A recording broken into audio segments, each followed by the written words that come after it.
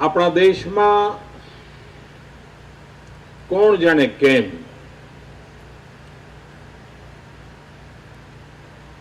કોઈ એક જમાનામાં જ્યારે કદાચ ગ્લોબલ કોમ્પિટિશન નહીં હોય, સંતુષ્ટિનો એક ભાવ હશે, એવા કોઈને કોઈ કારણો હશે કે જેના કારણે હંમેશા તકલીફ વાળું હોય, કષ્ટ વાળું હોય, એ બધું સારું ગણાતું. ઘણીવાર એમ થયું કે ગરીબી એ વર્ચ્યુ છે એવું વાતાવરણ બની ગયું. તમારા કપડા ફાટેલા હોય તો લોકો બહુ આદર કરે, એવો એક જમાનો હતો. પરંતુ જ્યારે આપણે વૈશ્વિક સ્પર્ધાના યુગમાં પ્રવેશ્યા છીએ ત્યારે અને કોઈ પણ દેશ હવે એકલો અટુલો પોતાની દુનિયા નથી ચલાવી શકતો. એની બધી જ બાબતો વૈશ્વિક સંદર્ભમાં ચાલતી હોય છે. અને જ્યારે વૈશ્વિક સંદર્ભમાં ચાલતી હોય ત્યારે સમગ્ર વિશ્વમાં આપણે પણ આપણી જગ્યા બનાવવી પડે, આપણું સ્થાન ઊભું કરવું પડે, આપણો રૂતબો ઊભો કરવો પડે. અને એ સમગ્ર દુનિયાને આપણા મહાન ગ્રંથોના કોટેશન કહેવાથી ન મેળ પડે. આપણા મહાપુરુષોના સુવાક્યો દુનિયાને સંભળાવીએ, એનાથી દુનિયા અંજાય ન જાય. દુનિયા એક જ ભાષાને સમજે છે અને ભાષા તમારા દેશમાં શક્તિ કેટલી છે, તમારામાં સામર્થ્ય કેટલું છે, તમારી વ્યવસ્થાઓ કેવી છે, તમારી આર્થિક સ્થિતિ શું છે, તમે ટેકનોલોજી અને વિજ્ઞાનને લઈને કેવી રીતે આગળ વધી રહ્યા છો, તમે માનવજાતના કલ્યાણની અંદર શું કોન્ટ્રીબ્યુટ કરી શકો છો. એવા અનેક માપદંડ છે જે માપદંડના આધારે તમારો રૂતબો નક્કી થતો હોય છે. કોઈ એક જવાનો હશે કે જ્યારે કદાચ મિલિટરી પાવરના કારણે દુનિયામાં શક્તિ સ્વીકારાઈ હશે. કોઈ એક જમાનો હશે કે જ્યારે દુનિયાની અંદર અર્થ પ્રધાનતાને કારણે શક્તિ સ્વીકારાઈ હશે. પરંતુ આજે એ સિવાય પણ અનેક પરિબળો છે જેના આધારે વિશ્વની અંદર શક્તિ સંપન્ન બની શકાતું હોય છે. અને એમાં એક મોટું મહત્વનું માધ્યમ છે જ્ઞાન.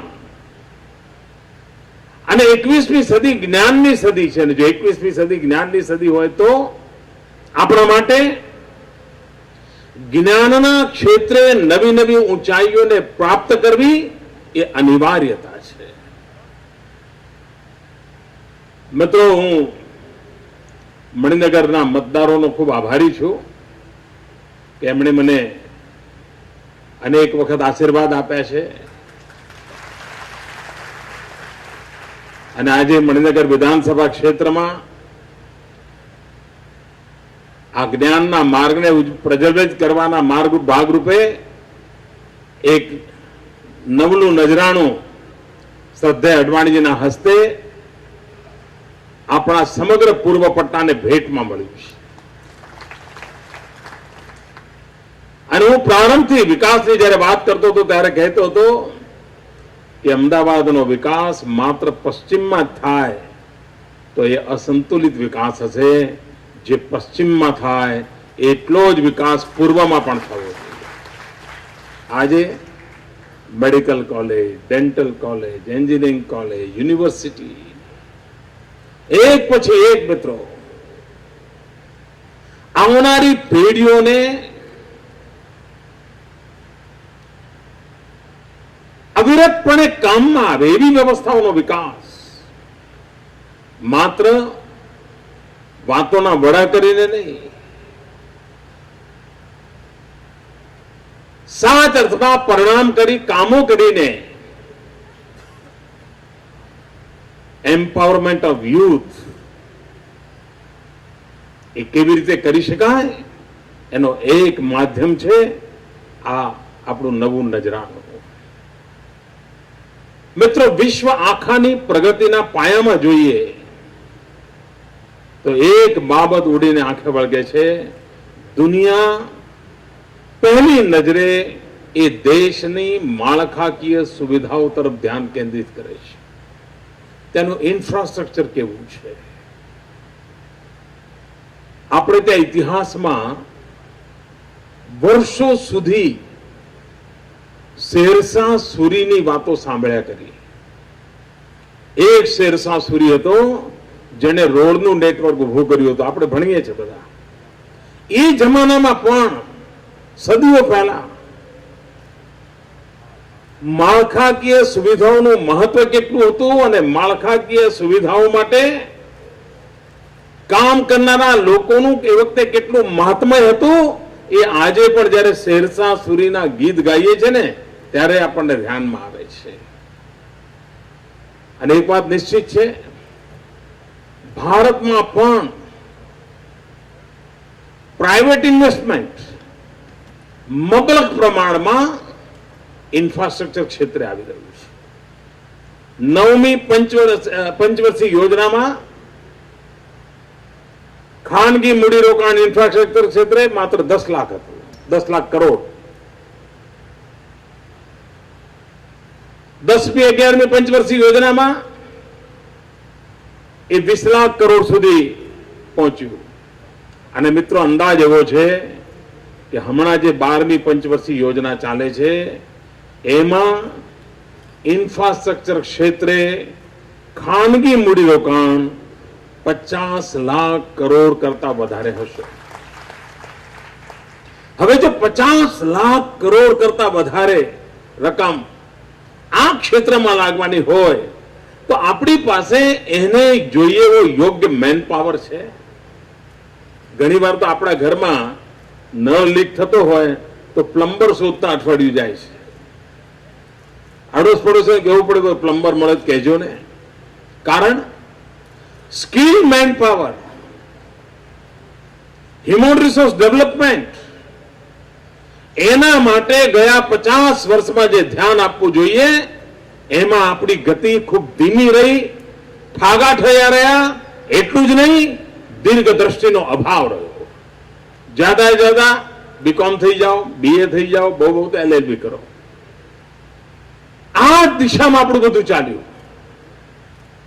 મિત્રો સમયની માંગ છે કે આ રાષ્ટ્રના નિર્માણને અનુકૂળ જે પ્રકારનો મેન પાવર જોઈએ એના નિર્માણ તરફ ધ્યાન કેન્દ્રિત કરવું જોઈએ. ઇન્ફ્રાસ્ટ્રક્ચરનું ક્ષેત્ર જો આટલું બધું વિશાળ પડ્યું હોય તો ઇન્ફ્રાસ્ટ્રક્ચર ક્ષેત્રે કામ કરી શકે એવા ઇજનેરો આપણે વેળાસર કેમ તૈયાર ન કરીએ? સ્પેશિયલાઇઝ ક્ષેત્રોમાં આપણી ઊંચાઈ કેમ ન વધે? હું જ્યારે પહેલી વાર મુખ્યમંત્રી તરીકેની કામગીરી સંભાળી ત્યારે આપણા ગુજરાતમાં માત્ર 11 યુનિવર્સિટી હતી. આજે મિત્રો 42 યુનિવર્સિટી છે. આને વિકાસ કહેવાય ભાઈઓ? જરા ખોખારીને બોલો ને. તમને દેખાય છે? તમે માનો છો? પેલા નથી માનતા, એમને નથી દેખાતું. મિત્રો આપણે ત્યાં એન્જિનિયરિંગ કોલેજમાં 13,000 બેઠકો હતી. એડમિશન માટે એવા વલખા પડતા હતા. મા બાપની ઈચ્છા હોય કે છોકરામાં નો એપ્ટિટ્યુડ આ ટાઈપનો છે પણ બિચારો એડમિશન લઈ ન શકે કારણ જગ્યા જ ના હોય. મિત્રો આટલા ટૂંકા ગાળામાં આપણે 70,000 બેઠકોએ પહોંચાડી. ક્યાં 13,000, ક્યાં 70,000. અને જો ડિપ્લોમા સાથે કહું તો એ સીટોની સંખ્યા છે 1,45,000. કારણ આપણને ખૂબ મોટા પાયા પર આ બધા કામો માટે મેન પાવર જોઈએ. આપણે ત્યાં સમગ્ર દેશમાં મિત્રો એટલી બધી નગરપાલિકાઓ હશે કે જે નગરપાલિકાઓ પાસે ટેકનિકલ સ્ટાફ નહીં હોય. જેમ કે એનું આખું નગરપાલિકાઓનું કામ મુખ્યત્વે ટેકનિકલ હોય છે. રોડ બનાવવાના હોય, ગટર બનાવવાની હોય, પાઇપ નાખવાની, બધું ટેકનિકલ કામ હોય, માણસો જ ના હોય. મિત્રો એટલા બધા મેન પાવરની જરૂર પડવાની છે આવનારા દિવસોમાં. દેશના ભવિષ્યને ઉજ્જવળ બનાવવાનો પાયો હ્યુમન રિસોર્સ ડેવલપમેન્ટ સાથે જોડાયેલો છે અને તે પણ કરવા ખાતર કરવાના કામોથી ન થાય. સર્ટિફિકેટ મળી જાય એટલા માટે, કોલેજમાં 4 વર્ષ વિદ્યાર્થી બગાડી જાય એટલા માટે નહીં. એને જે કંઈ પ્રાપ્ત કર્યું છે એના કારણે રાષ્ટ્રના નિર્માણની અંદર એક ઘડવૈયો બની જતો હોય છે. અહીંયાથી રાષ્ટ્રના ઘડવૈયાઓ ઘડાનારા છે મિત્રો. આ એવી યુનિવર્સિટી બનવાની છે. આપણે ત્યાં અર્બનાઇઝેશન ખૂબ મોટા પાયા પર ચાલી રહ્યું છે. ખૂબ ઝડપથી હિન્દુસ્તાન શહેરીકરણ તરફ આગળ વધ્યું છે. આટલી ઝડપથી જ્યારે શહેરીકરણ વધતું હોય ત્યારે કેટલા બધા લોકોની જરૂર પડે આપણને, કેટલી બધી માળખાકીય સુવિધાઓ કરવી પડે. અને જેટલો વિપુલ માત્રામાં આપણો મેન પાવર હશે અને હિન્દુસ્તાન ભાગ્યશાળી છે. એના 65% જનસંખ્યા 35 વર્ષ કરતા નીચેની ઉંમરની છે.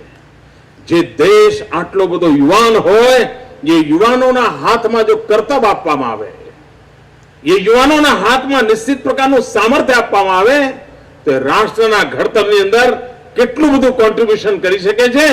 એના માટેની આપણી એક નાની ગૂંથણી કરીને આપણે એક આખી વ્યવસ્થાઓને વિકસાવી રહ્યા છીએ. સંસ્થાગત એવું માળખું ઉભું કરી રહ્યા છીએ. અને મિત્રો, સમય બદલાતો જાય છે.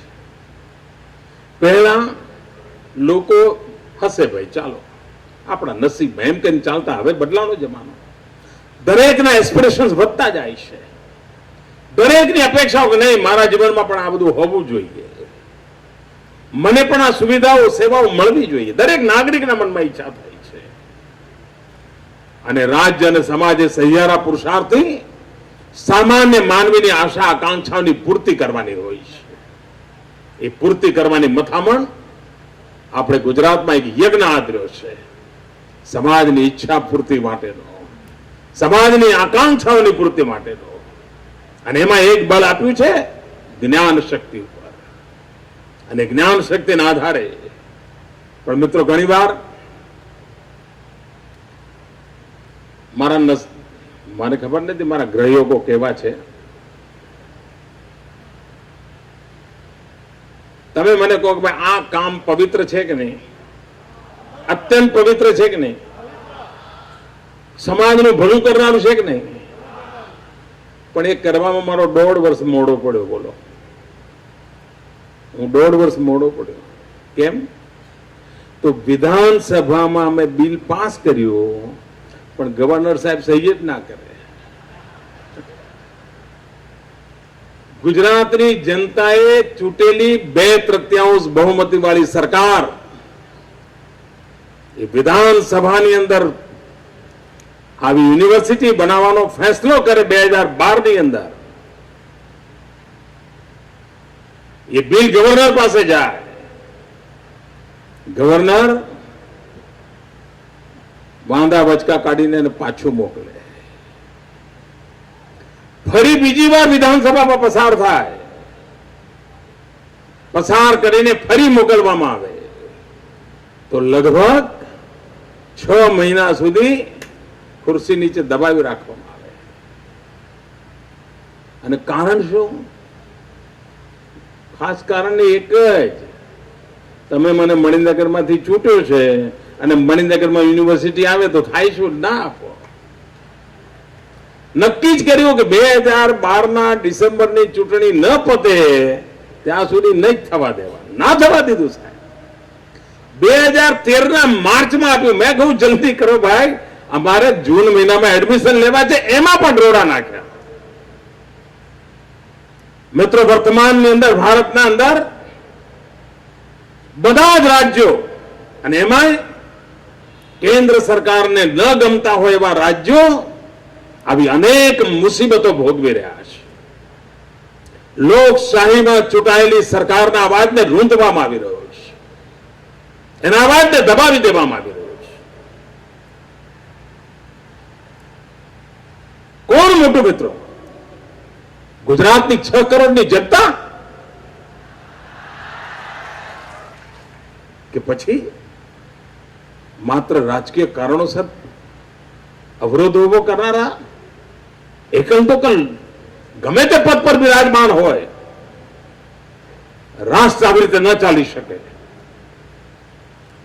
રાજકીય વિરોધ હોય તો 5 વર્ષે ચૂંટણી આવે છે આવા મેદાનમાં, ખેલ ખેલાડીના ઘોડા અસવારોના.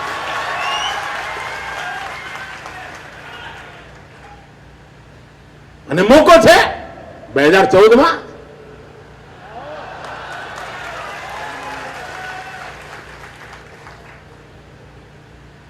અને અડવાણી જે આત્મવિશ્વાસ સાથે કહ્યું છે,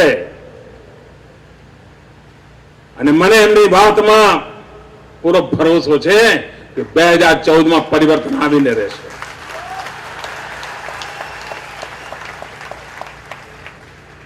મિત્રો, માળખાકીય સુવિધાના પણ રૂપરંગ બદલાઈ રહ્યા છે. માત્ર રોડ કે રેલ એટલું નહીં, માત્ર પોર્ટ કે એરપોર્ટ નહીં. ગુજરાતે તો એનાથી પણ 2 ડગલા આગળ વધીને વોટર ગ્રીડ, મિત્રો દુનિયાની સૌથી મોટી પાઇપલાઇનથી પાણી પહોંચાડવાની પાઇપલાઇનનું આખું ઇન્ફ્રાસ્ટ્રક્ચર, દુનિયાનું લાંબામાં લાંબુ નેટવર્ક ક્યાંય હોય તો ગુજરાતમાં ઉભું કર્યું છે. અને આ દસકામાં ઉભું કર્યું છે. મિત્રો, પાઇપલાઇન દ્વારા ગેસ હિન્દુસ્તાનમાં સૌથી વ્યાપક પ્રમાણમાં પાઇપલાઇનથી ગેસ પહોંચાડવાનું આપણે બીડું ઉઠાવ્યું છે. દુનિયામાં સૌથી લાંબુ ઓપ્ટિકલ ફાઈબર નેટવર્ક એશિયાની અંદર મોટું ઓપ્ટિકલ ફાઈબર નેટવર્ક ઉભું કરવાનું કામ આપણે ગુજરાતમાં કર્યું છે. આ બધી નવા યુગની માળખાકીય સુવિધાઓ છે. જગત અને જીવન બદલાઈ રહ્યા છે મિત્રો. પરંતુ આને માત્ર કોઈ એક લેબોરેટરીમાં ટેકનિકલી નવા સંશોધન થાય એટલાથી સામાન્ય માનવીને મળતું નથી. સામાન્ય માનવીને ત્યારે જ મળે કે વચ્ચેની આખી વ્યવસ્થાઓ હોય, એ વ્યવસ્થાઓને ચલાવનારનું માનવ બળ હોય, સમર્થ માનવ બળ હોય, સશક્ત માનવ બળ હોય, ટ્રેન માનવ બળ હોય. અને એ કામની પૂર્તિ માટે આપણે આ યુનિવર્સિટીનું નિર્માણ કર્યું છે. મિત્ર, આખી દુનિયા સાયબર ક્રાઇમથી પરેશાન છે. ક્રિમિનલ વર્લ્ડમાં ટેકનોલોજી ભરપૂર આવી છે. એની સામે દુનિયાના બધા જ દેશો ફોરેન્સિક સાયન્સ તરફ વળ્યા છે. દરેક દેશ માટે ફોરેન્સિક સાયન્સ મહત્વનું બન્યું છે. પણ દુનિયામાં ગુજરાત પહેલું છે જેણે ફોરેન્સિક સાયન્સ યુનિવર્સિટી બનાવી દીધી. અને દુનિયાના અનેક દેશો જરા જાણે તેમને અચરજ થાય છે. અને દુનિયાના અનેક દેશો આજે આપણી સાથે મળીને કામ કરી રહ્યા છે. એનર્જી સેક્ટર સમગ્ર વિશ્વની માટે ચિંતાનો વિષય બન્યું છે. એનર્જી સેક્ટરના અનેક પાસા છે. એમાંય કુદરતી સંપત્તિ, પેટ્રોલિયમ સેક્ટર, એની માંગ વધતી જાય છે. એના માટે આધુનિક સંશોધનોની આવશ્યકતા ઉભી થઈ છે. આ કામની પૂર્તિ માટે મિત્રો ગુજરાતે અલગ પેટ્રોલિયમ યુનિવર્સિટી બનાવી કે જેના કારણે એક એવો માનવ બળ તૈયાર થાય એ હિન્દુસ્તાનના એનર્જી સેક્ટરના જે જુદા જુદા પાસા છે એને એડ્રેસ કરી શકે. મિત્રો, યુનિવર્સિટીનો ઇતિહાસ આપણા દેશમાં બહુ જૂનો છે. માનવ જાતના ઇતિહાસમાં યુનિવર્સિટીનો ઇતિહાસ 2600 વર્ષ જૂનો છે. અને એને જન્મદાતા ધરતી કોઈ હોય તો હિન્દુસ્તાન છે. નાલંદા, તક્ષશિલા, વલ્લભી આ યુનિવર્સિટીઓના નામ હતા. મિત્રો, વલ્લભીનું નામ બહુ ચર્ચામાં આવતું નથી, પણ નાલંદા, તક્ષશિલા જેટલું જ ગુજરાતની વલ્લભી યુનિવર્સિટીનું નામ હતું. અને વલ્લભી યુનિવર્સિટી ક્યાં બની હતી તો લોથલ પોર્ટ જે હતું 5000 વર્ષ જૂનું એનાથી નજીકમાં બનાવી હતી. કારણ 84 દેશના લોકો સમુદ્ર માર્ગે લોથલ આવતા હતા અને લોથલથી વલ્લભીમાં ભણવા જતા હતા. આ આપણો મિત્રો ભવ્ય ભૂતકાળ રહ્યો છે. 2600 વર્ષની અંદર 1800 વર્ષ સુધી યુનિવર્સિટીના ઇતિહાસમાં હિન્દુસ્તાનનું એક ચક્રી શાસન હતું. યુનિવર્સિટીના સમગ્ર કાર્યકાળમાં 1800 વર્ષ સુધી એક ધારો કોઈનો ઋતબો રહ્યો હોય તો હિન્દુસ્તાનનો હતો. પણ ગુલામીના કાળખંડના 800 વર્ષ, એ 800 વર્ષ આપણા માટે ગુલામીનો કાળખંડ હતો. નવી વ્યવસ્થાઓ વિકસી નહોતી, રક્ષણાત્મક અવસ્થામાં હતા, સંઘર્ષમાં આપણું જીવન પૂરું થયું અને ત્યાર પછી દુનિયામાં યુનિવર્સિટીઓ માથું કાઢ્યું.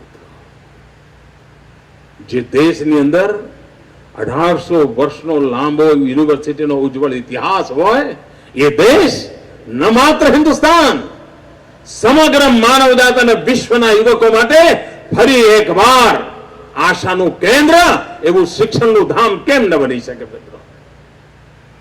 દુનિયાના લોકો શિક્ષણ માટે, અને આપણી પાસે ટેલેન્ટ છે મિત્રો.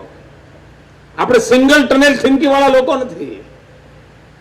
આપણે ત્યાં નાનું બાળક પણ મલ્ટિપલ એક્ટિવિટી કરવા માટે એટલું બધું વિકસિત થતું હોય છે, એટલું બધું એનો વિકાસ થતો હોય છે. આપણી બધી સમાજ જીવનની મૂડી છે. એ મૂડીનો લાભ લઈને હિન્દુસ્તાનના યુથ પાવરના આધારે વિશ્વની અંદર ભારત કેવી રીતે શક્તિ સંપન્ન બને, એ સપનાને સાકાર કરવાનો પ્રયાસ કરવાની આવશ્યકતા છે. અને એ થશે યુનિવર્સિટીઓમાંથી, એ થશે જ્ઞાનના માર્ગે, એ થશે શાળા અને કોલેજોના માધ્યમથી. અને તેથી આપણી મથામણ રહી છે કે આપણે આ પ્રકારના માનવ નિર્માણના કામમાં, હ્યુમન રિસોર્સ ડેવલપમેન્ટના કામમાં, અને તે પણ આધુનિક વિજ્ઞાનને અનુરૂપ, આધુનિક ટેકનોલોજીને અનુરૂપ. મિત્રો, આજે પણ ગુજરાતની એન્જિનિયરિંગ કોલેજોને સેટેલાઇટ પદ્ધતિથી સ્પેશિયલ કોર્સિસ લોંગ ડિસ્ટન્સ એજ્યુકેશનના આપણે આપીએ છીએ.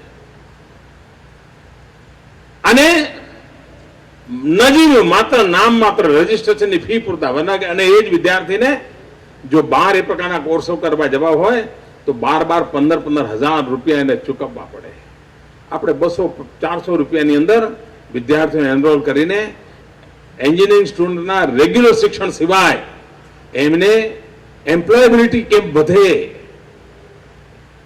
સ્પેશિયલ એરિયામાં એનું ફોકસ કેવી રીતે ડેવલપ થાય, એના માટે લોંગ ડિસ્ટન્સ એજ્યુકેશનનો લાભ આજે ગુજરાતની લગભગ બધી યુનિવર્સિટીમાં, ખાસ કરીને એન્જિનિયરિંગ કોલેજમાં આપવાનું કામ આપણી સરકાર દ્વારા ચાલે છે. મિત્રો, વિશ્વમાં જે શ્રેષ્ઠ છે એ આપણી ધરતી પર હોવું જોઈએ, અને વિશ્વને જે શ્રેષ્ઠ આપી શકાય એનો હૃદય પણ આ ધરતીમાંથી થવું જોઈએ. એવા સપના સાથે આગળ વધવું છે, અને કામની પૂર્તિ માટે આપણે બધા પ્રયાસ કરીએ. હું શ્રદ્ધેય અડવાણીજીનો ખૂબ આભારી છું કે મણિનગર વિધાનસભા ક્ષેત્રના મારા કાર્યક્ષેત્રમાં આપે આવીને મને આશીર્વાદ આપ્યા. એક ઉત્તમ નજરાણું આ વિસ્તારને ભેટ આપ્યું. અને આ યુનિવર્સિટીનું નજરાણું એ કોઈ એક વિસ્તારને નહીં, કોઈ એક શહેરને નહીં, કોઈ એક રાજ્યને નહીં, આ નજરાણું આજે ભલે નાનું લાગતું હોય, આ કદાચ ગંગોત્રી જેવું લાગતું હશે, પરંતુ આવનારા દિવસોમાં આ સમગ્ર હિન્દુસ્તાનનું નજરાણું બનવાનું છે. એક વિરાટ ગંગા સાગર રૂપે એ જ્ઞાનનો ઉદય કરનારું બનનારું છે. અને એવા એક પવિત્ર અને મહાન કાર્યને આપના આશીર્વાદ બન્યા, આપના વ્રત હસ્તે એનું ઉદ્ઘાટન થયું. આપે સમય ફાળવ્યો. હું અંતઃકરણપૂર્વક શ્રદ્ધેય અડવાણીજીનો આભાર માનું છું. આપ સૌને ખૂબ ખૂબ શુભકામનાઓ પાઠવું છું. અને